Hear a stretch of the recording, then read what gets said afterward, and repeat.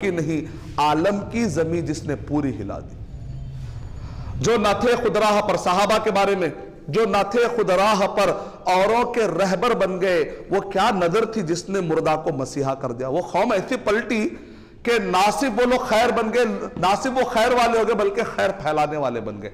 एक ओरिएंटलिस्ट कहता है कि ये लोग बहुत ही बेहतरीन तरीके से, ये लोग हीरो नहीं थे, हीरोज की नर्सरी थे। नर्सरी क्या होती है? एक प्लांट लगाते थे, फिर कई और फैल जाते, जहां ये जाते थे वो लोग हीरो बन जाते थे। वैसा तो नबी सल्लल्लाहु अलैहि वसल्लम एक बेहतरीन एग्जाम्पल थे, डेमोन्स्ट्रेशन। फिफ्थ जो टॉप 10 रीजन में से पांचवा रीजन है वो ये है कि नबी सल्लल्लाहु अलैहि वसल्लम के बाद इस इल्म को पहुंचाने के लिए जो टीम है, वो टीम भी कैसी थी? सदूकुल ला कदूब, सच्चे थे, झूठे नहीं थे वो लोग। वो भी बहुत जरूरी है।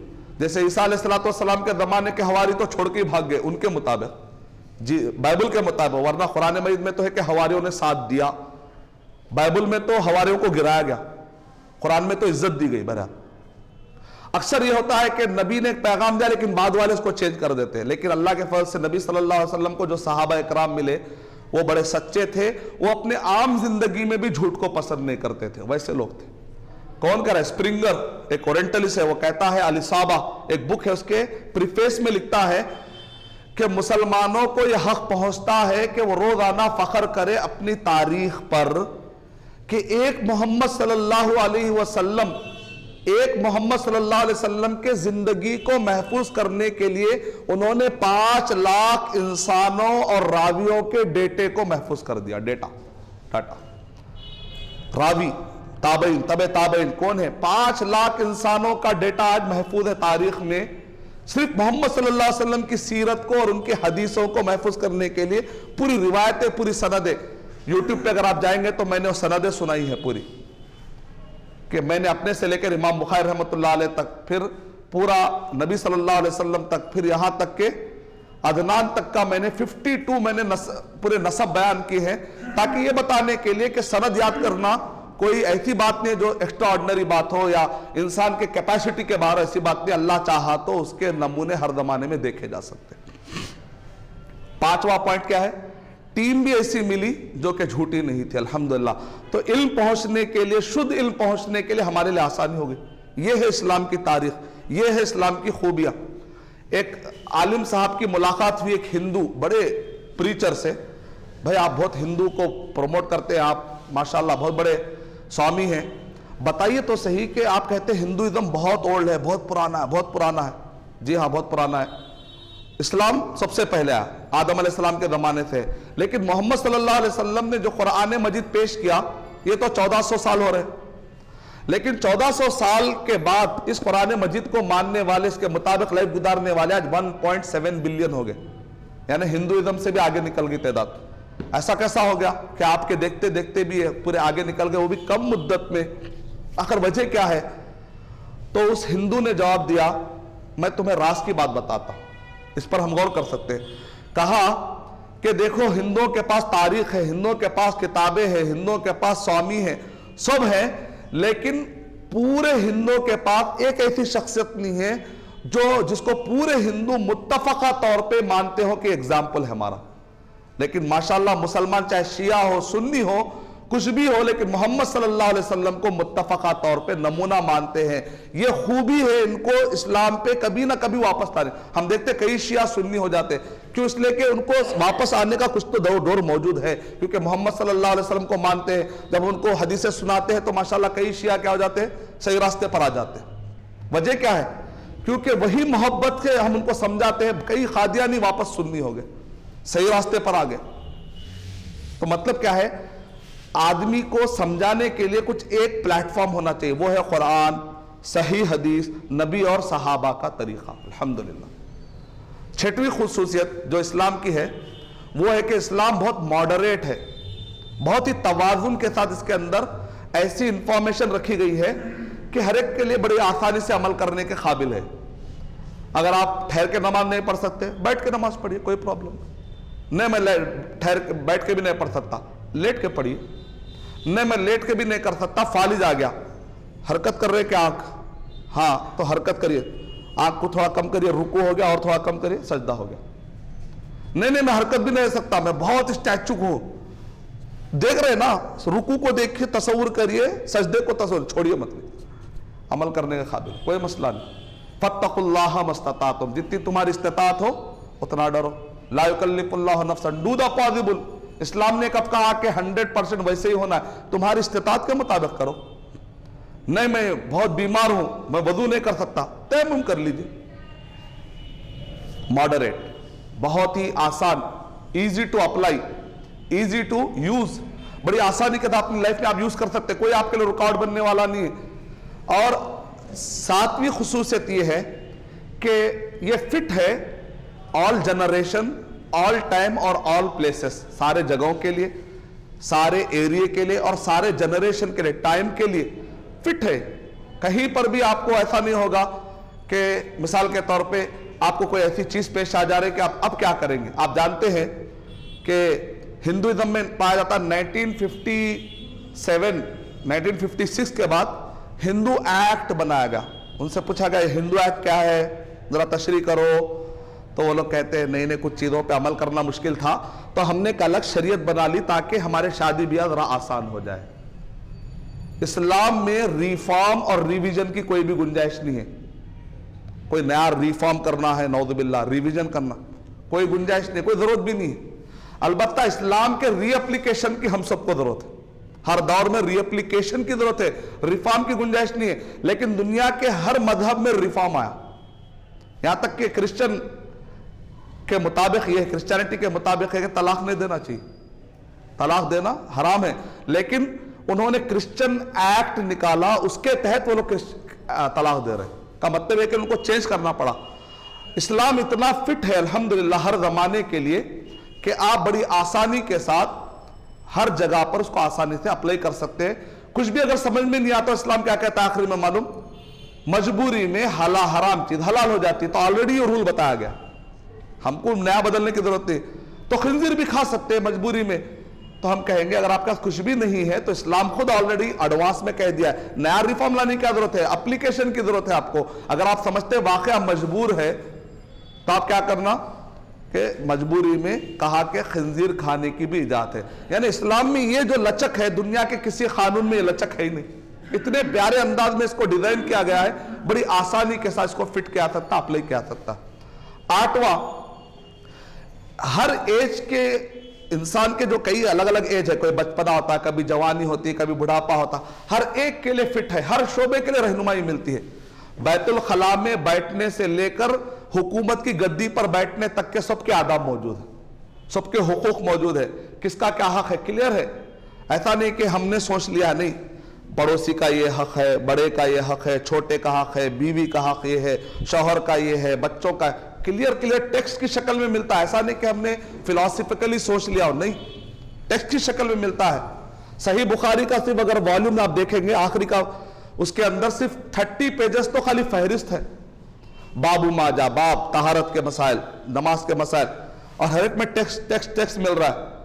हम उनसे कहते हैं आपके जितने भी मजहबी किताबों में से जितना टेक्स्ट सही बुखारी में मौजूद है बाब के साथ, इतने बाब में आप अपने पुरखों के रिवायतों के वर्ड लाके बताओ, नहीं ला सकते। सही बुखारी अगर खत्म हुई तो सही मुस्लिम अभी ठहरी हुई है, फिर अबू दाऊद, तिरमिजी, पूरे 40 हदीस की किताबें। ये नबी सल्लल्लाहु अलैहि वसल्लम का टेक्स्ट है जो हमें हर फील्ड में रहनुमाई कर रहा है, इतनी क्लैरिटी के साथ। कौन सा दीन है जो आपको क्लैरिटी के साथ रहनुमाई कर रहा है? अल्हम्दुलिल्लाह इस्लाम है। 9वां, साइंटिफिकली इसको प्रूव भी किया जा सकता है। साइंटिफिकली कैसे प्रूव करेंगे आप? सिंपल, पूरे लोग कहते हैं 1452 से पहले डार्क एजस था, कहते हैं डार्क एजस। यूरोप का रिनेसांस हुआ 1452 में, 1492 में अमेरिका डिस्कवर हुआ, तो ये लोग कहते हैं इससे पहले जो भी था वो डार्क एजस कहते हैं लोग, अंधेरी नगरी। तो इसका मतलब आपके हिसाब से कुरान मजीद जो उतरा अंधेरे में उतरा, यानी कि डार्क एजस के जमाने में उतरा, राइट? ठीक है। किसके ऊपर उतरा? उम्मी, ऐसे नबी सल्लल्लाहु अलैहि वसल्लम जो उम्मी थे, जिनको देखकर पढ़ना लिखना नहीं आता था। उन्होंने कोई ऑक्सफोर्ड में या कैम्ब्रिज में जाकर उन्होंने तालीम हासिल नहीं की। एक उम्मी एक ऐसी किताब पेश कर रहे हैं कि जिसके अंदर आज के मॉडर्न जितने भी साइंटिस्ट हैं वो लोग कह रहे हैं भाई कुरान मजीद में 1400 साल पहले ऐसी बातें कैसा आगे होंगी। जैसे विलियम कीथ मोरे ने जब एम्ब्रियोलॉजी के ऊपर उन्होंने किताब लिखी, अगर आप जाके पढ़ेंगे एवोल्यूशन एंड एम्ब्रियोलॉजी उनकी जो बुक है उसकी किताब में पढ़ेंगे तो उसके अंदर उन्होंने कहा कि 7 स्टेजेस के अंदर एम्ब्रियो के 7 स्टेजेस बताए गए कि रहमे मादर में बच्चा जो डेवलप होता है 7 स्टेज में डेवलप होता है। ये इतना बेहतरीन फार्मूला है, नुत्फा मरहला अलका 40 दिन 40 दिन 40 दिन। हम पहले महीनों में बांटते थे तो हमको बहुत मुश्किल होती थी रिसर्च करने के लिए, लेकिन जब से हमने ये स्टेजेस में बांटा है तो हमारे लिए बहुत आसानी हो गई। लेकिन ताज्जुब है कि 1400 साल पहले ना कोई आलात थे ना मशीनें थी, मोहम्मद सल्लल्लाहु अलैहि वसल्लम रहमे मादर के अंदर की बारीक डेवलपमेंट कैसे जानते थे। मैं मानने तैयार हूं कि उस जमाने में कोई ऐसा रिसर्च नहीं था, ना कुछ चीज थी। इसका मतलब वो एम्ब्रियो, वो रहम, वो औरत को पैदा करने वाले अल्लाह सुब्हानहू व तआला की तरफ से ये कुरान मजीद एक इंसान ये नहीं लिख सकता। इसका ऑथर अगर आप ढूंढना चाहेंगे, मिसाल के तौर पे आप नई साइंस, पुरानी साइंस क्या है, हाइपोथेटिकल साइंस, पुरानी साइंस जो होती कयास आने के 2 बादल टकराए तो शायद के टकरा के बिजली आ रही थी होगी, ये पुरानी साइंस है। आज की साइंस ने रिजेक्ट कर दिया, नहीं बिजली ऐसा नहीं होती, ये तुम्हारी हाइपोथेटिकल साइंस है, कयास आ रहे हैं, गलत बात हुई। 1707 के बाद साइंस के अंदर इनकलाब आया, न्यूटन, आइंस्टाइन, इन्होंने कहा एक्सपेरिमेंटल रिसर्च बेस को साइंस माना जाएगा, जो उसी को साइंस कहेंगे जो एक्सपेरिमेंट करके आप साबित कर सकते हैं। जैसे मिसाल के तौर पे सेब, गिरते हुए सेब को न्यूटन ने कहा कि ग्रेविटी मौजूद है। हम कहें ग्रेविटी आपको नजर आ रही है क्या, ग्रेविटी नजर आ रही है क्या, तो नहीं नजर नहीं आ रही। फिर कैसे मालूम, नहीं वो गिरता हुआ सेब है ना, तुमने देखा, नहीं मैं अभी भी करके बता सकता हूं, ये देखो सेब नीचे जा रहा, देखो, एक्सपेरिमेंट करके बताएगा। तुमने गिरते हुए सेब के जरिए से, इसको कहते हैं concept of inference, to approach the unknown thing through the known thing, जानते हुए चीजों के जरिए से अननोन तक पहुंचना। ये अगर साइंस है आपकी, ये अगर साइंस है, ये अगर आपका एक्सपेरिमेंट फार्मूला है, तो आइए इस कॉन्सेप्ट ऑफ इन्फरेंस को हम अप्लाई करते हैं कुरान मजीद पर। न्यूटन के लिए अगर साइंस था ग्रेविटी तक पहुंचने के लिए, तो अल्लाह तक पहुंचने के लिए हमारे पास, मुसलमानों के पास कुरान मजीद है। ये कुरान मजीद में ऐसी साइंटिफिक बातें हैं जो आज का साइंसदान शजदर और हैरान हो गया है। बताओ तो सही कि आखिर इसका लिखने वाला आथर कहां मिलेगा, ढूंढते जाएंगे। नबी सल्लल्लाहु अलैहि वसल्लम तो उम्मी थे, उन्होंने तो कभी दावा भी नहीं किया कि मैंने इसको लिखा, कोई चांस ही नहीं है कि वो इसके ऑथर बन सकते हैं। तो एक ही कंक्लूजन निकलेगा कि इसका ऑथर इसके अंदर बताएगा इन्ननी अनल्लाह, सूरह ताहा नंबर 20 आयत नंबर 14 में अल्लाह ने कहा मैं अल्लाह हूं, तो मेरे अकेले की बात करो। अल्लाह ने इसके अंदर ऐलान कर, यानी इसके जरिए से हम पहुंच सकते हैं अल्लाह सुब्हानहू व तआला की तरफ। तो साइंटिफिकली आप पूरे कुरान मजीद को आसानी के साथ प्रूव कर सकते हैं कि ये तरीके से जो कि कॉन्सेप्ट ऑफ इन्फ्रेंसेस को अप्लाई करेंगे तो साबित हो जा सकता। 10वां पॉइंट यह है कि आज भी कोई भी मसाइल हो तो इसको अप्लाई किया सकता है, इंप्लीमेंटेशन किया सकता है, इसको आप यूज कर सकते हैं। ऐसा नहीं कि आउटडेटेड हो गया, नहीं। छोटी मिसाल देकर मैं अपनी बात खत्म करता हूं कि आज के दौर का सबसे बड़ा मसला क्या है पब्लिक के लिए, गैर मुस्लिमों के लिए, तो वो लोग कहते हैं recession. What is recession? Inflation, credit crunch. Recession का मतलब है products are there but there is no buyer to buy it. Product मौजूद है लेकिन उनको खरीदने वाला ही मौजूद नहीं, इसको कहते हैं रिसेशन। इन्फ्लेशन किसको कहते हैं? Products are there but they are very expensive. Product मौजूद है लेकिन बहुत ही महंगा है, इसको कहते हैं इन्फ्लेशन। क्रेडिट क्रंच का मतलब क्या है? Projects are there but there is no financer to finance it. वहां पर प्रोजेक्ट मौजूद है, बिल्डिंगें खड़ी हुई है, लेकिन पैसा लग रही नहीं है कि प्रोजेक्ट आगे बढ़ सके। प्रोजेक्ट मौजूद है लेकिन प्रोजेक्ट को फाइनेंस करने वाला मौजूद नहीं। तो आज के दौर का सबसे बड़ा प्रॉब्लम क्या है? तो लोग कहते हैं कि रिसेशन है, इन्फ्लेशन है, क्रेडिट क्रंच है। ठीक है भाई, क्या भाई इस्लाम क्या सोल्यूशन देता है? तो हम कहेंगे ये सारी बला किसकी बुनियाद पर आई है? सूद की बुनियाद पर। अल्लाह ताला ने कुरान मजीद में इरशाद फरमाया, सूरह बकरा सूरह नंबर 2 के आयत नंबर 276 में, यमहकुल्लाहु रिबा व युर्बिस सदकात, अल्लाह ताला सूद को मार कर रहेंगे और सदकात को अल्लाह ताला प्रमोट करके रहेंगे। सूद की वजह से हमेशा इकोनॉमी डाउन होगी। आप जानते हैं इकोनॉमी के अंदर एक टर्म इस्तेमाल आता है रिसाइकिल, जैसे बादल पानी एक रिसाइकिल है। तो कहते हैं इकोनॉमी में भी रिसाइकल है, हर 100 साल में एक मर्तबा रिसेशन आएगा, वो लोग खुद डिक्लेयर कर डाले। उनसे पूछा गया ऐसा क्यों भाई, तो लोग कहते तकदीर। अच्छा आप तकदीर मान रहे हैं, तकदीर के बजाय ये क्यों नहीं कहते कि गलत तदबीर, गलत तुम्हारी स्ट्रैटेजी वो है कि तुमने अपने इकोनॉमिक सिस्टम में सूद को दाखिल किया। अल्लाह ताला कह रहे हैं कि सूद को मैं मार कर रहूंगा। इस बात को एक ओरिएंटलिस्ट ने बड़े अच्छे अंदाज में डिस्क्राइब किया, beyond dependency culture, page number 114 114 के अंदर के ओरिएंटलिस्ट कह रहा है बियॉन्ड डिपेंडेंसी कल्चर के अंदर कि सूद की वजह से अमीर अमीर होता चला जाता और गरीब गरीब होता चला जाता। मैं आपको 2008 की इंडिया की रिपोर्ट बताता हूं, क्योंकि उस वक्त पर रिसेशन पीक पर था, पीक पर, कि उस वक्त पर RBI reserve bank of India का हमारे पास उसका प्रिंट आउट सब मौजूद है दलाइल के साथ। उसके होम पेज पे बताया गया कि इंडिया ने फॉरेन जो खरीदे लिए 201.4 बिलियन डॉलर का खरीदा फॉरेन सोर्सेस, उस पर इंडिया को कितना सूद देना है, 16 बिलियन डॉलर का सूद देना है। भी अगर अगले साल तक ये अदा ना किया जाए तो ये सूद और ये पैसा मिलकर फिर इसके ऊपर सूद आएगा। का मतलब क्या निकला, गरीब गरीब हो जाता और अमीर अमीर होता चला जाता है, अमीर अमीर होता चला।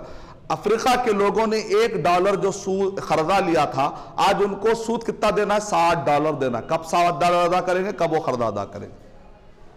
फिल वक्त पूरी दुनिया में कितने थर्ड वर्ल्ड कंट्री कहते हैं, थर्ड वर्ल्ड कंट्री मतलब सूदी खरीदों में जो बिल्कुल मुब्तला है, एक कंट्री नहीं है, 155 कंट्रीज है पूरी दुनिया है। कितने 207 या 203 जो अप्रूव हुए कंट्रीज, कम से कम 201 मान लीजिए, अब जो नए नए बने उसको छोड़कर, तो उसमें से 155 कंट्रीज पूरे सूद के खर्दे में दबे हुए हैं।